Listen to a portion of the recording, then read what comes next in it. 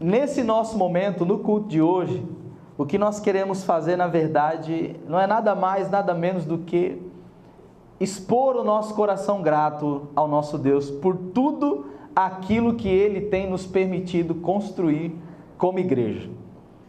A ideia e o sentimento do nosso coração é um sentimento de que nós estamos crescendo, avançando e eu digo mais, velozmente. Amém. Deixa eu trazer algumas informações que, por mais que pareçam materialistas demais, mas é importante nesse momento.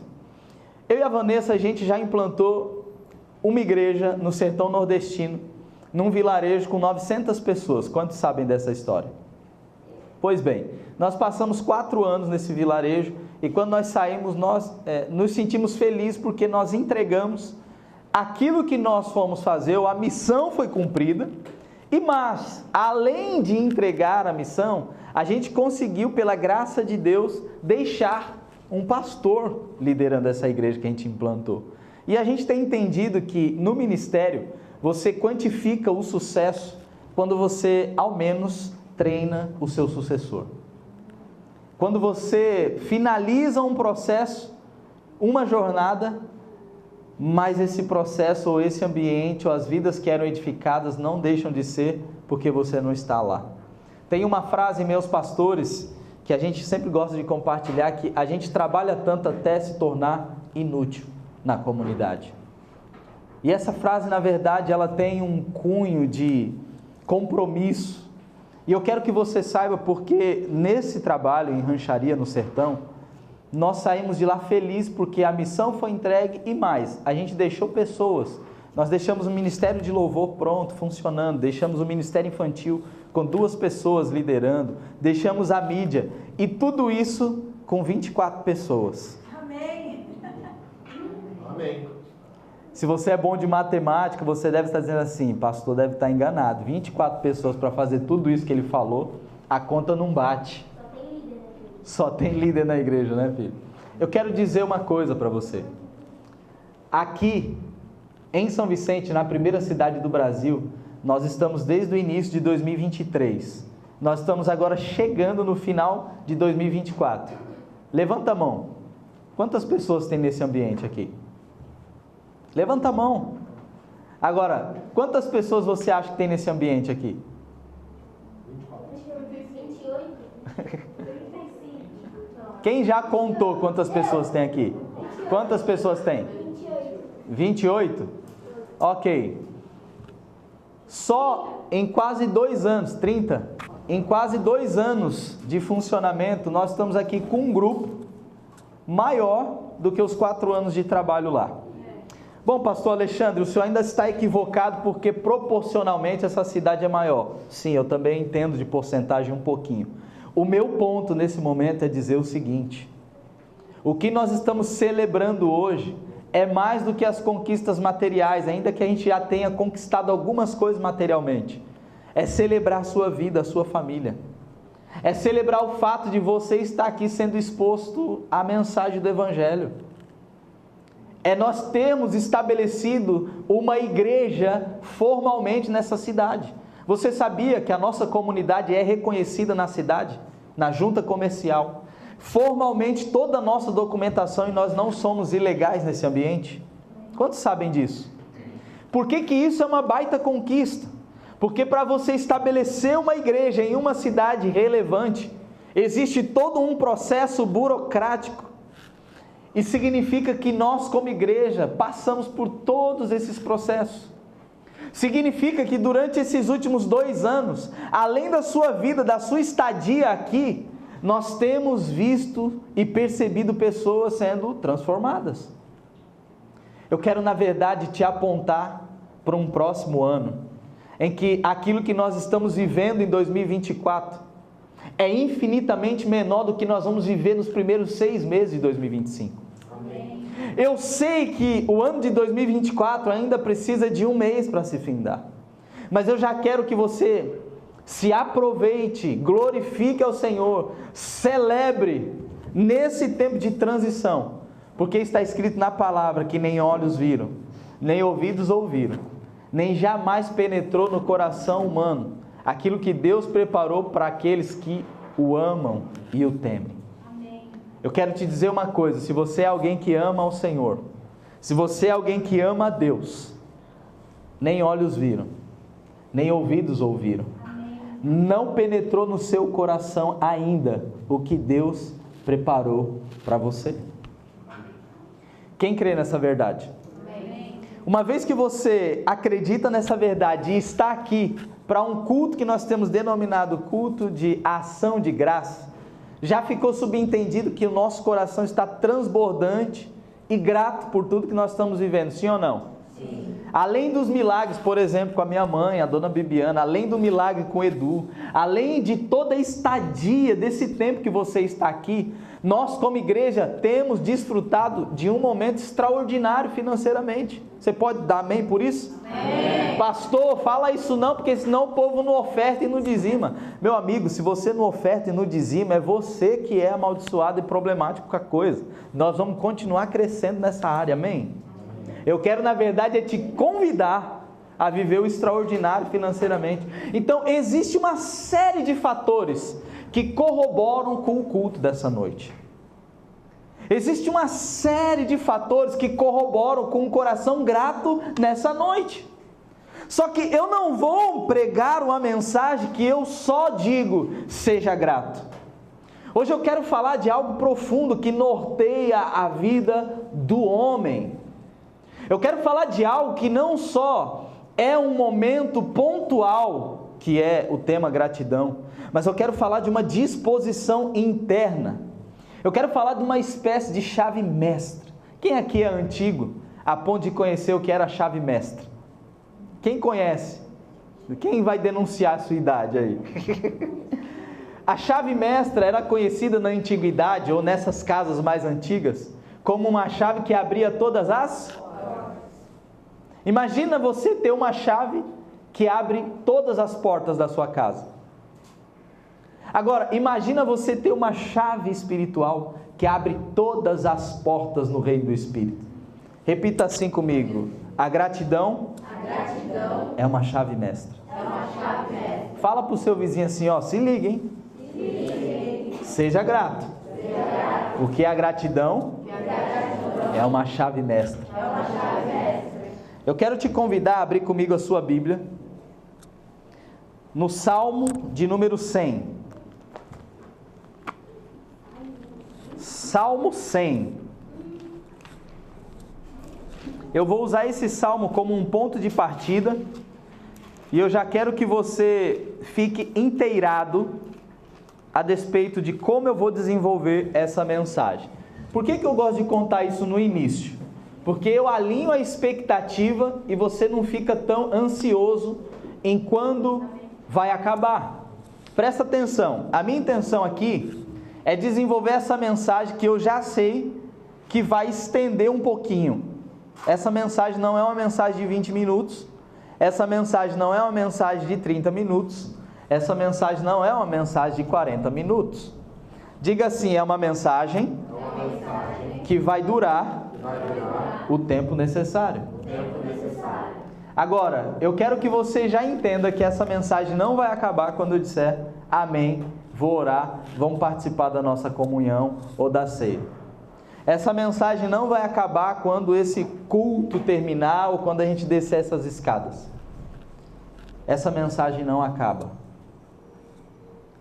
E é isso que eu quero posicionar você hoje. Eu vou pregar uma mensagem que não acaba. Amém.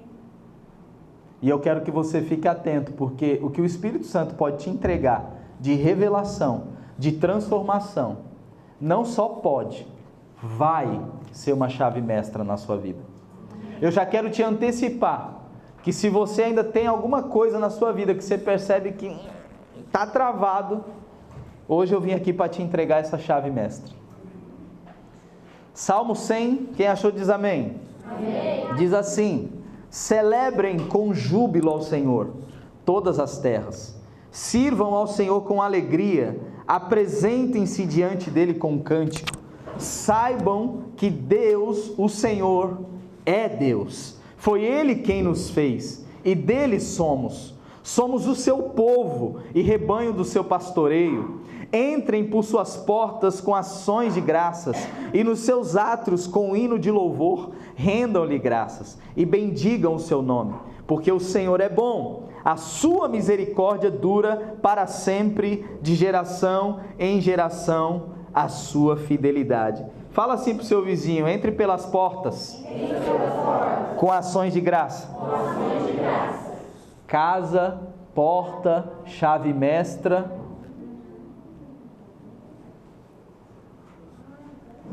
Preguei a minha mensagem. Eu quero que você entenda nessa noite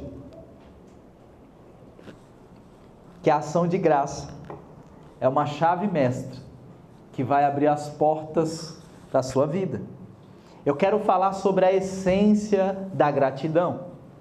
Agora, é importante que antes de qualquer desenvolvimento, você e eu, nós precisamos saber que no hebraico não existe uma palavra correspondente a agradecer do português. Você sabe que as palavras hebraicas, elas têm conotações que muitas vezes se perdem quando são traduzidas para o português, porque o português, ele em alguma medida, e eu quero que você entenda o que eu vou te dizer, é uma linguagem, é uma gramática um tanto empobrecida. Por exemplo, a palavra saudade só existe em português. Quantos entendem e sabem disso? A palavra saudade não existe em nenhuma outra língua, porque os outros países não conseguem reconhecer o que é saudade. Então é importante que eu e você saibamos hoje que não existe uma palavra no hebraico que corresponde a agradecer ou gratidão. Não existe uma palavra no Antigo Testamento ou no tempo de Jesus que simbolizava ou sintetizava o que nós chamamos de gratidão. Uma vez que nos tempos passados, ou no tempo, ou na história, a palavra agradecer ou gratidão não existia, como é que esse princípio é fundamentado nas Escrituras, sem necessariamente um termo que venha cunhá-lo? Eu quero que você pergunte assim para o seu vizinho: e aí, o que você acha? Fala assim: e aí, que surpresa é essa? Como assim? É importante a gente entender esse pressuposto, porque o entendimento de gratidão que nós temos hoje está associado a um tipo de sentimento, e está certo. Quando nós falamos assim, eu sou grato por isso, sou grato por aquilo, nós estamos emanando uma espécie de sentimento, uma espécie de sensação, é um tipo de atitude interna. Só que será que nós, no Brasil, ou quem sabe na primeira cidade do Brasil, não estamos perdendo a profundidade do conceito de gratidão por causa da essência do pensamento? Por não ter uma palavra correspondente em sua origem? Será que a tradução, o seu significado de gratidão não foi deturpado, ou ao menos ficou em falta? Será que lá no original não existia uma coisa mais intensa, mais marcante, que pudesse nos ensinar sobre esse tipo de pensamento ou de sentimento? Eu poderia perguntar para você: o que é gratidão? Alguns aqui diriam é um sentimento, outros diriam uma sensação, uma disposição, outros falariam: gratidão é você ser grato. Sim ou não? Mas eu quero conceituar a gratidão para que a gente cresça nesse entendimento. Gratidão, como nós conhecemos no português hoje, é o mesmo que lá do hebraico, louvor. Agora a gente pode pensar o que é louvor, o que significa louvor, e a gente desenvolve um entendimento a despeito da origem. Só que falar de louvor pode vir na minha cabeça e na sua: foi o que a gente acabou de fazer, cantou, né? Deixa eu te contar. Louvor ou louvar não é cantar só. Louvor ou louvar tem a sua origem na palavra, eu vou falar hebraico, posso? Pode. Todar. Nossa. Faz assim, todar. Dá arranhadinha na garganta, todar. Quem lembra daquela produtora Todar Music? Alguém conhece?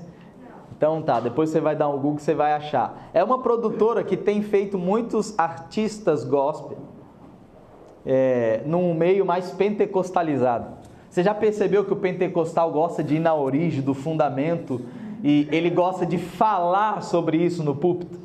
Os batistas, os presbiterianos, eles também gostam de ir na origem das palavras e eles também falam eventualmente no púlpito. Só que o bom pentecostal, ele diz, é que no original do hebraico e do aramaico. Agora, a palavra todá, ela é simples. É como que no nosso português fosse toda, de totalidade. Estou começando a chegar onde eu quero. É como se num momento nós estivéssemos entronizados com Deus a ponto de dizer assim, toda a nossa vida está diante do Criador. A essência dessa palavra, que traduzida para o português é louvor, tem um significado.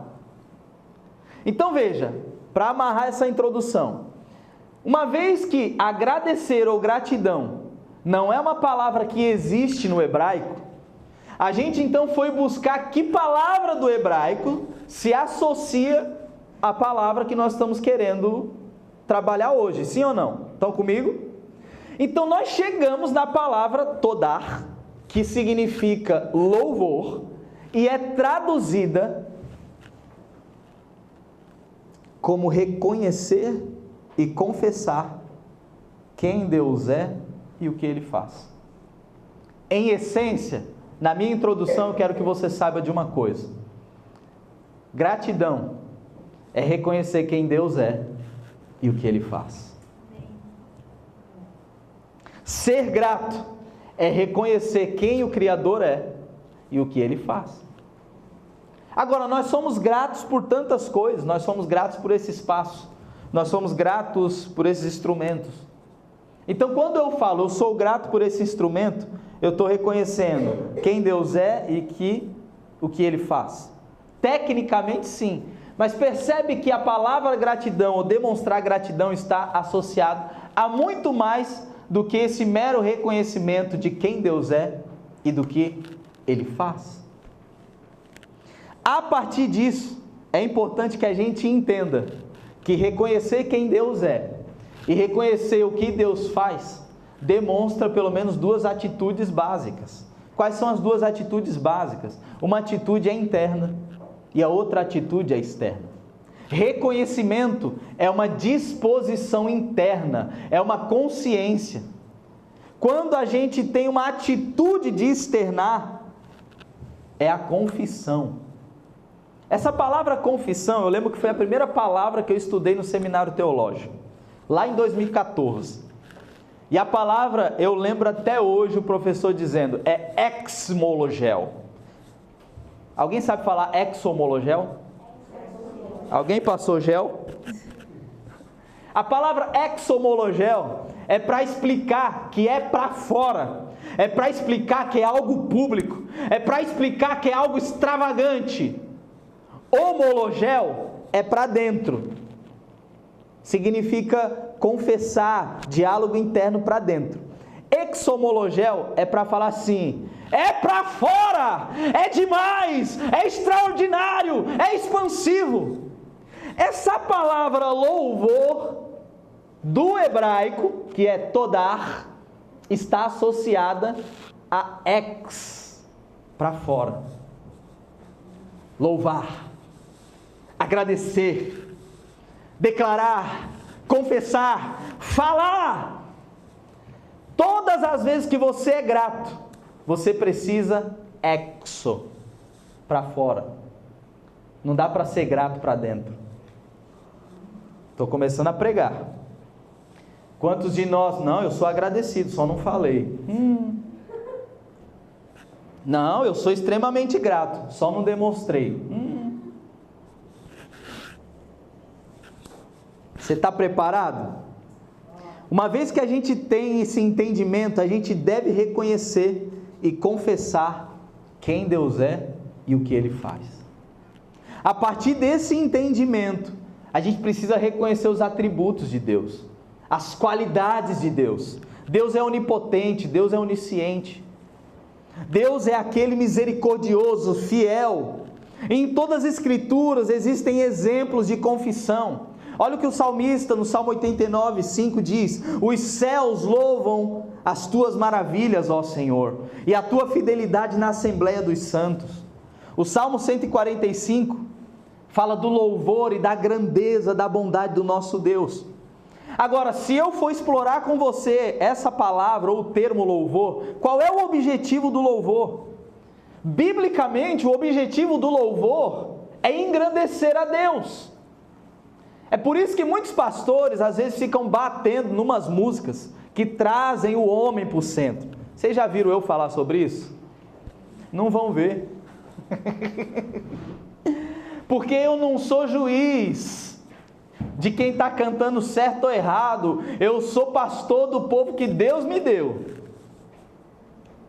Aí alguns começam a falar de louvor, colocando o homem no centro, e outros que são mais santos dizem assim: não pode colocar o homem no centro. Aí vem os outros e dizem: eu não estou colocando o homem no centro, eu estou na verdade falando do que Deus fez pelo homem. Mas o que eu quero dizer para você hoje é que independente se o homem está no centro do louvor, ou se Deus está no centro do louvor, tem alguém sendo elogiado. No nosso português, uma das configurações ou dos desdobramentos da palavra louvor é elogio. E eu quero que você entenda que o objetivo do louvor bíblico é engrandecer a Deus. O objetivo do louvor está aqui no Salmo 97:12. Alegrem-se os justos no Senhor e deem graças ao seu santo nome. O Salmo 99:3 diz: louvem o teu nome, grande e tremendo, pois és santo. Amém. Que conversa é essa? Da gente ficar se elogiando. Provérbios diz que não seja a tua boca quem te elogie, mas o teu próximo. Sabe aquela coisa de você reconhecer em que você é bom? Sim ou não? Você saber o seu valor é bom, é importante, sim ou não? Sim. Ok? A gente não pode ir para o outro lado para dizer assim: ai, tadinho de mim, não sou nada, não é nada disso. Agora, já que é para elogiar, deixa o outro te elogiar. Não precisa você ficar querendo acenar para alguém ver que você é bom no que você faz, como muitas vezes o seu pastor faz nas meninices dele. Aquelas brincadeirinhas assim: quem trabalha comigo, se eu não estivesse aqui, isso não sairia. Eu estava com o Ada ajudando aqui. Foi o Ada, não foi eu, falo. Quando dá certo fui eu, né? Não precisa você ficar querendo buscar os seus elogios. É interessante que o objetivo do louvor, do elogio, é para Ele. Quem pode louvar o Senhor? Deixa eu te dizer uma coisa: os vivos. Mortos não louvam ao Senhor. Olha o que está escrito, Isaías 38:18: porque o inferno não pode te louvar, nem a morte te glorificar. Salmo 6:5: pois na morte não há lembrança de ti, no sepulcro quem te louvará? Salmo 39: que proveito há no meu sangue quando eu desço a cova? Salmo 88:10: mostrarás as tuas maravilhas aos mortos? Os vivos louvam a Deus. Por isso que o Salmo 150 diz: aquele que tem fôlego, louve ao Senhor. Foi por isso que nós cantamos: louve ao Senhor. Quando nós desenvolvemos e exploramos um pouco mais essa palavra louvor, a gente pergunta como devemos louvar a Deus. É de todo o coração. Olha o que Salmo 86:12 diz: louvar-te-ei, Senhor meu Deus, de todo o meu coração, e glorificarei o teu nome para sempre. O Salmo 111, verso 1: louvarei ao Senhor de todo o coração na assembleia dos justos. Pastor, quando nós devemos louvar? Olha o que diz aqui primeiro o livro de Crônicas 23:30: e para oferecerem continuamente, pela manhã e à tarde. Quando? Sacrifícios de louvor. Quando que a gente tem que louvar a Deus? De manhã? Conversa é essa, você dá aquela oradinha fuleira quando vai sair de casa? dá aquela oradinha fuleira quando você vai dormir, você está dizendo que teme a Deus, que serve a Deus.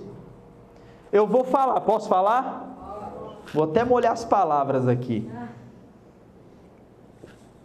Uma devocionalzinha fuleira, de 5, 3 minutos, 10 minutos, se chegar em 15 é muito, você está dizendo assim, estou santificado. No decorrer do dia você nem lembra de Deus.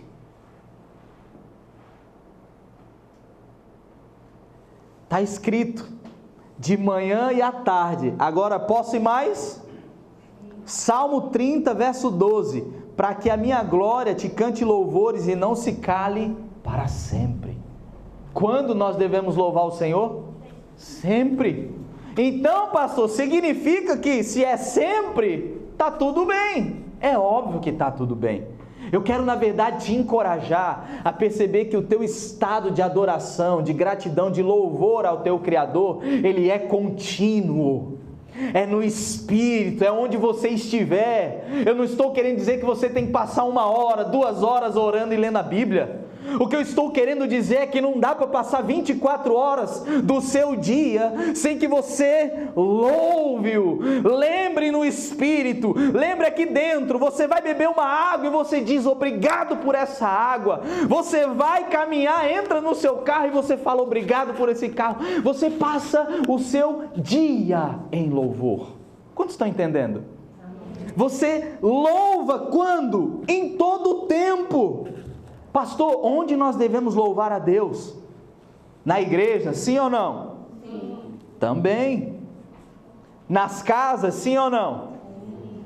É óbvio, eu acabei de dizer que é o tempo todo. É onde você estiver, porque hoje no Novo Testamento, nós somos o templo, sim ou não?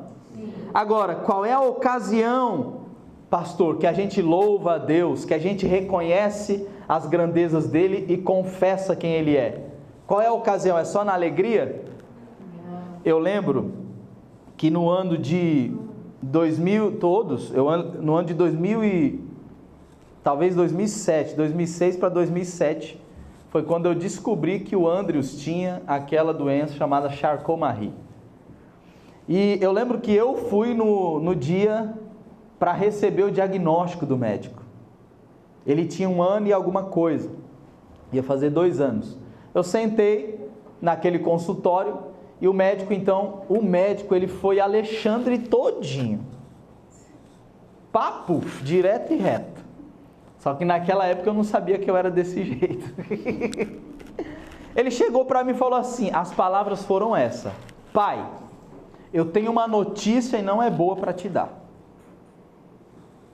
Como assim, doutor? O seu filho tem uma doença raríssima e nem, desse jeito ele falou, nem adianta querer buscar remédio. Ainda não descobriram a cura. Aí ele deu esse impacto. Aí eu, ali nos auges dos 20, 21 anos, 21 anos, 18 anos, no auge da minha maturidade, uma hora eu encontro. Mas como assim, doutor? Como não tem? E sem entender que aquilo estava acontecendo comigo, sabe quando você ouve assim, seu filho tem uma doença rara, não adianta você procurar remédio, a única coisa que você pode fazer por ele é dar fisioterapia. Eu então recebi aquilo, fiz algumas perguntas que eu não lembro exatamente, eu vim no caminho com ele, e ele aqui atrás, e eu brincando com ele e tal. Cheguei, deixei ele lá na mãe biológica dele, se você não conhece minha história, depois eu posso contar. E voltei para a casa de onde eu morava com os meus pais ainda. Tinha ninguém em casa, aí eu lembrei de uma palavra de um dos pastores que em algum momento da minha vida eu ouvi, que louvar a Deus não era só nos tempos bons. Aí eu lembro que eu coloquei uma música, que ela é assim, eu não sou bom de cantar, mas eu vou cantar. O refrão dela era assim: eu te louvarei. Vamos comigo para me ajudar?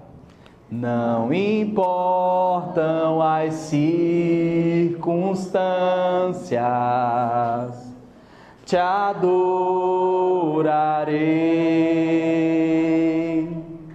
somente somente a Ti, Jesus. Eu lembro, eu sozinho, eu decidi louvar o Senhor com essa música. No dia que eu recebi o diagnóstico do Andrews. Aquele dia Deus me visitou e Deus falou comigo: hoje eu estou te dando a carga de consolo sobrenatural para toda a vida. Eu nunca hesitei diante da debilidade do Andrews. Nunca. Já fiquei triste? Sim ou não? Sim. Já chorei ao olhar ele desse jeito? Sim ou não? Sim. Mas nunca esmureci, porque eu sei que eu tenho um encargo de consolo sobrenatural, porque eu dei a resposta certa no momento da dor. Eu quero encorajar você a louvar a Deus em todas as ocasiões.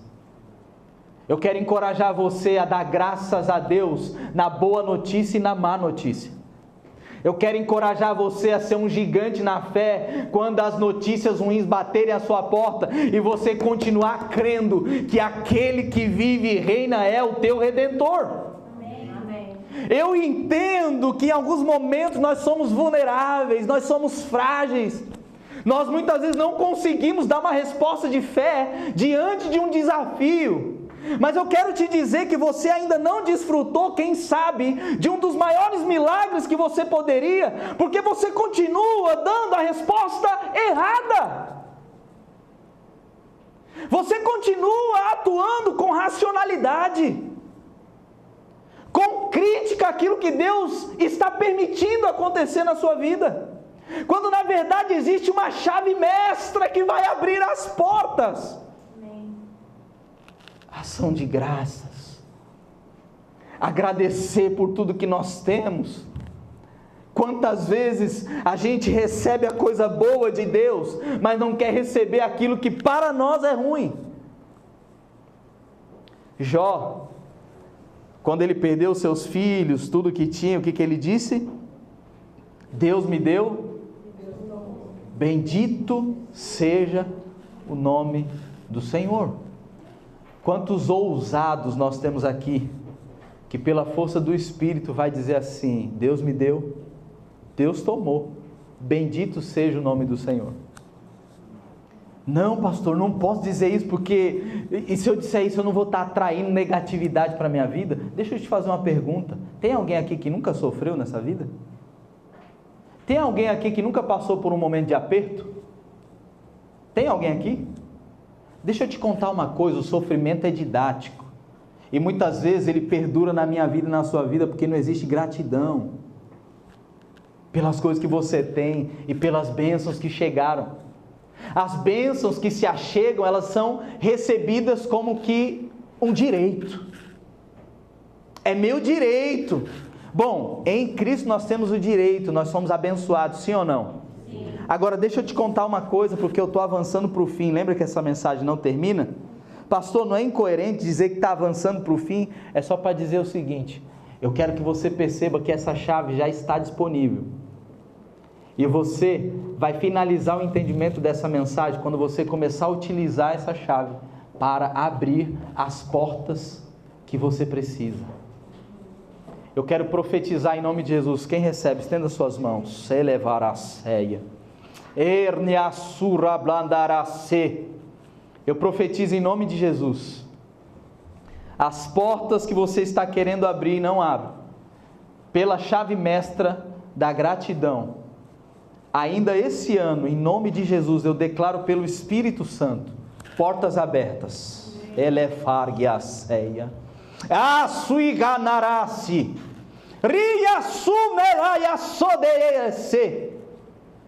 Eu profetizo em nome de Jesus portas abertas. Eu profetizo viradas. Eu profetizo em nome de Jesus uma boa utilização desse entendimento. A gratidão é uma chave mestra na minha vida e na sua. Entenda a gratidão como louvor.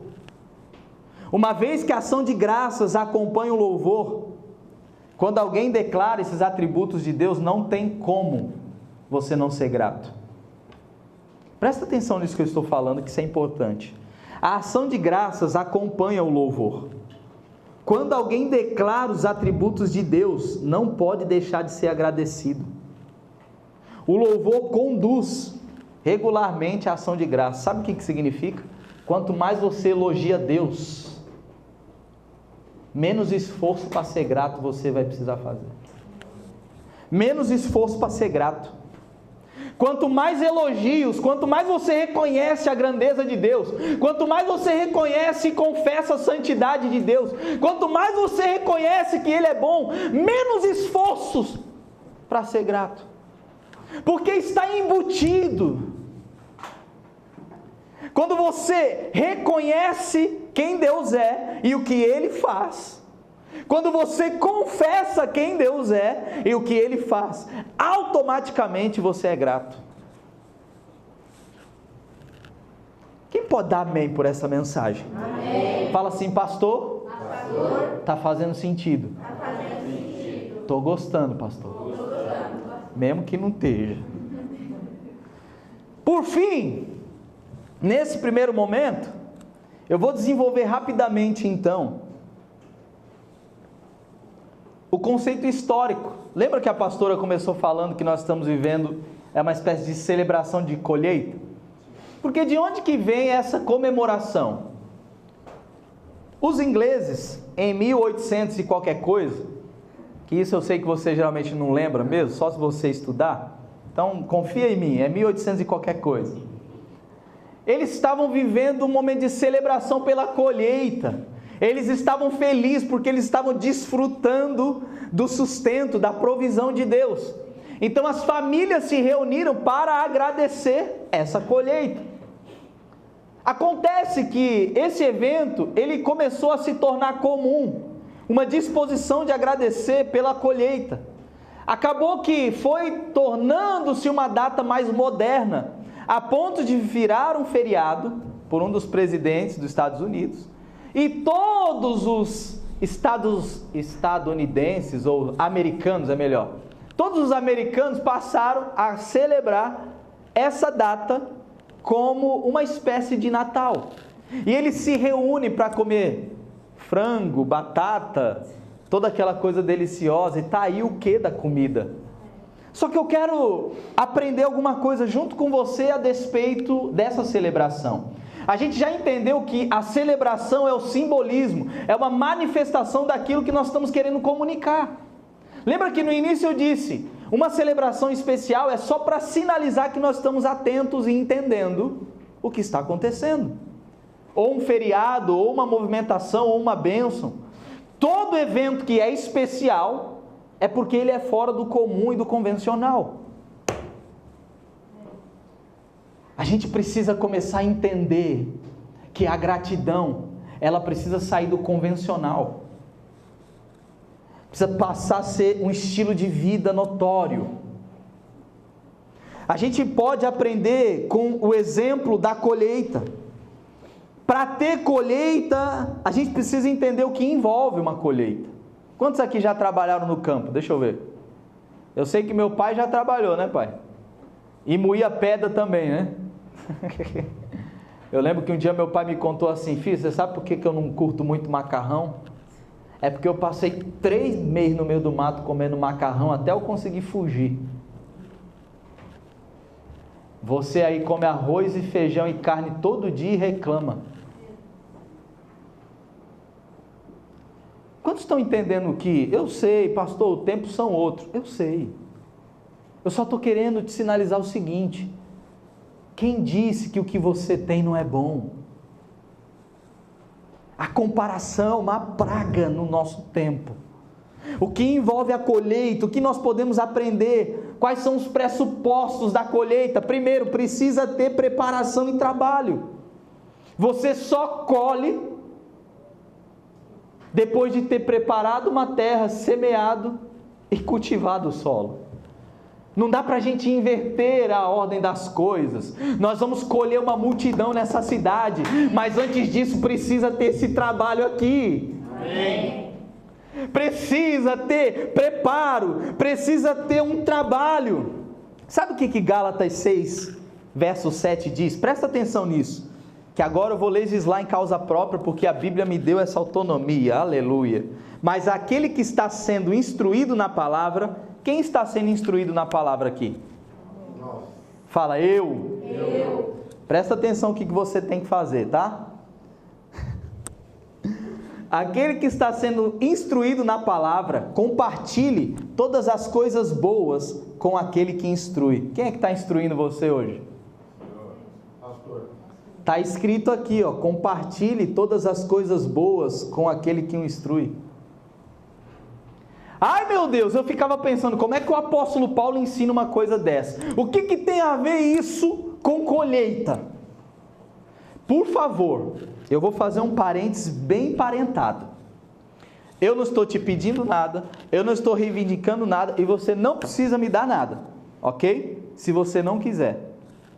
Nunca nessa igreja você vai ver os pastores reivindicando primícia, que tem que dar, que tem que fazer. Negativo.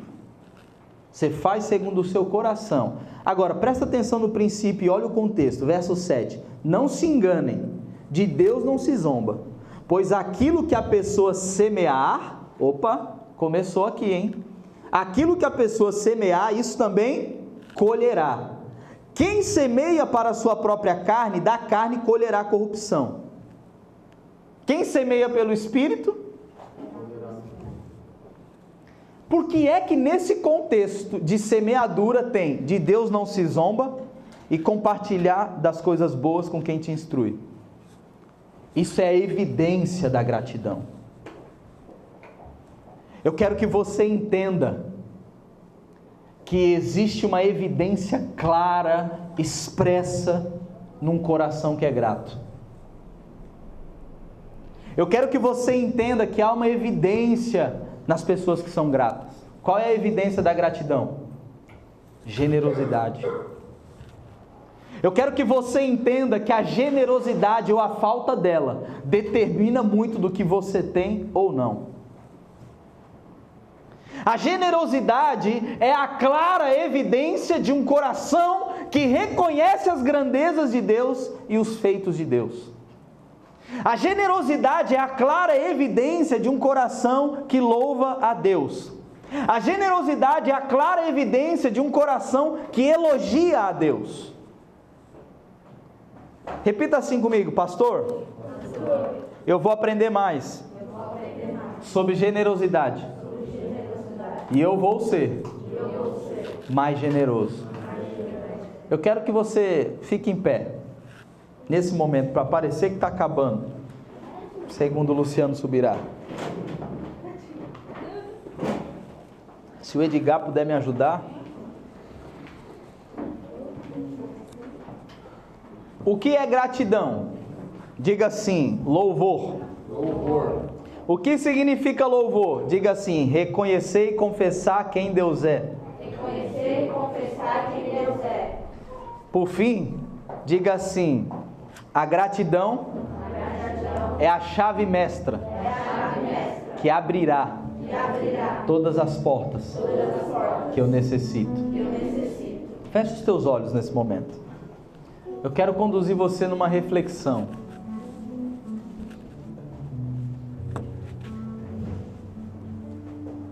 Eu quero que você entenda que tudo aquilo que você está vivendo